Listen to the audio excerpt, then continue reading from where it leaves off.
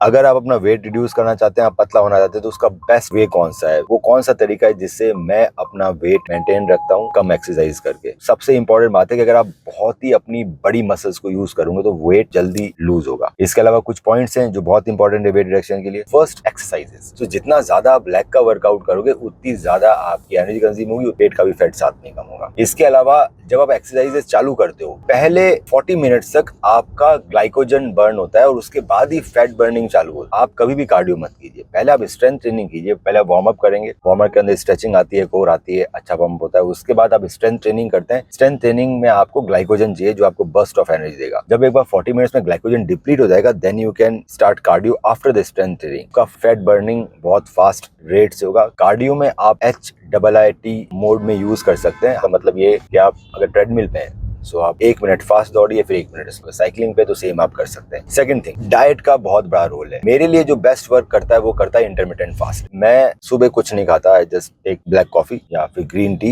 I go to work. और जब मैं वापस हॉस्पिटल से आता हूँ, अब वो 2 बजे हो 3 बजे हो, तो मैं उस समय अपना फर्स्ट मील लेता हूँ। तो डेफिनेटली 16 आवर्स का फास्टिंग बहुत अच्छा है। कुछ लोग कहते हैं रात का मिस करो, बहुत ही अच्छी बात है। नहीं कर पाए तो कम से कम मॉर्निंग का मिस कर दो। स्किप करने का मतलब ये नहीं कि ब्रेकफास्ट स्किप कर रहे हो, आप ब्रेकफास्ट पोस्टपोन कर रहे हो, जिसको 16 से ज्यादा आवर्स का फास्टिंग विंडो मिले। आप एक चीज कर सकते हो कि आप अगर फाइबर ज्यादा खाओगे तो आपका फैट ज्यादा कम होगा। फाइबर में आती है सब्जियां, जो कि ग्रीन वेजिटेबल्स हैं, उनको आप उबालिए और पीस के पी जाइए। खाने से पहले बड़ा कप। तो खाने से पहले अगर आप बड़ा कप आपने सब्जियां उबाल के पी ली, उसके अंदर आप अपने नमक, काली मिर्च, नींबू और सिनेमन डाल सकते हैं। Cinnamon is anti ageing. वो डाल देंगे तो आपका पेट फुल हो जाएगा। एक तो आप रोटी और चावल कम खाएंगे। दूसरा, आपको बहुत सारे न्यूट्रिएंट्स मिल गए, बहुत सारी सब्जियां खा ली आपने बिना किसी गंदे तेल के, बिना किसी बहुत सारे मसालों के, बिल्कुल प्योर सब्जियां। ट्राई कीजिए। अब ऑर्गेनिक अगर आप मंगा सकते हैं तो ऑर्गेनिक मंगाइए। ये आपके बॉडी में बहुत सारा फाइबर देगी जो आपके गट के बैक्टीरिया को इंप्रूव करेगा। साथ में फाइबर जो भी आप शुगर खाएंगे उसको होल्ड करके रखेगा और बॉडी में एब्जॉर्ब नहीं होगा। शुगर बहुत तेजी से स्पाइक नहीं होगा, वो फैट में कन्वर्ट नहीं होगा। इसके अलावा ट्राई करेंगे जितना भी